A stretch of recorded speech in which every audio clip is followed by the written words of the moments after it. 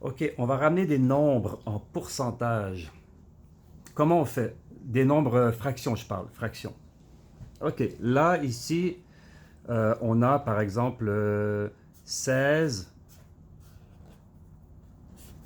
25e. Comment on fait pour le mettre en pourcentage? C'est très difficile si on n'amène pas le dénominateur euh, en centièmes. Donc, il faut l'amener en centièmes. Et pour ça, on va devoir multiplier 25 par 4. Multiplier par 4. Et ça nous égale ici 25 fois 4 égale 100 et 16 fois 4 égale 64.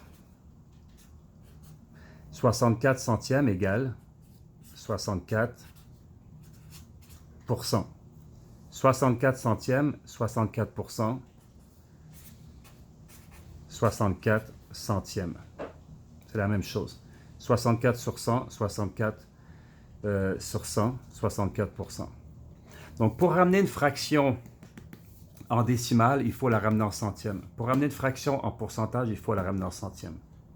Quand je dis ici fois 4, on pourrait imaginer fois 4 sur 4. C'est la même chose. Parce que quand on met un chiffre ici fois 4, on multiplie en haut et en bas.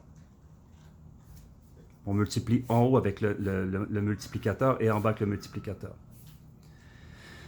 Maintenant, je vais prendre un autre exemple. On va le faire avec un simple, par exemple, 4. Un quart. Je vais ramener un quart en nombre à virgule. Comment je fais? On va le ramener en centièmes. Alors, on doit multiplier 4 par quoi pour l'amener à 100? Pour amener notre dénominateur à 100, on doit le multiplier par 25. Et là, 4 fois 25 égale 100. Donc, 1, on va le multiplier aussi par 25 pour avoir le même rapport, la même proportion. Donc, 1 fois 25 égale 25. Et donc, 1 quart égale 25%.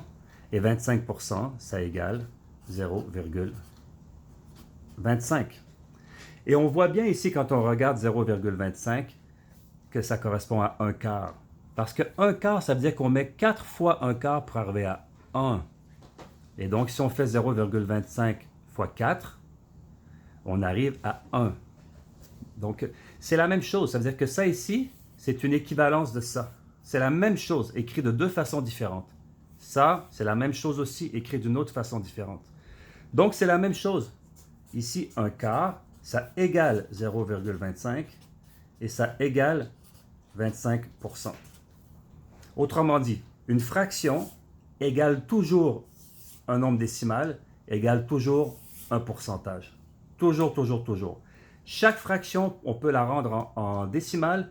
Chaque décimale, on peut la rendre en pourcentage. Par exemple, si je mets 0,39, alors 0,39, ça l'égale 39%. Si je veux avoir 39% de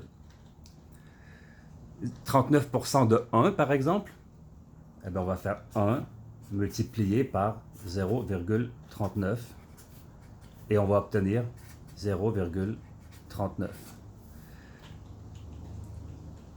Donc, qui égale 39%.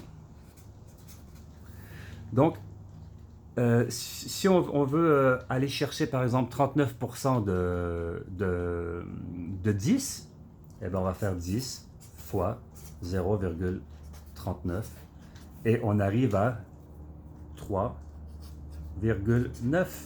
Donc, 39% de 10, c'est 3,9. Avec un pourcentage, on peut toujours aller chercher une décimale ou une fraction. Et 0,39 en fraction, c'est quoi? Eh bien, c'est 39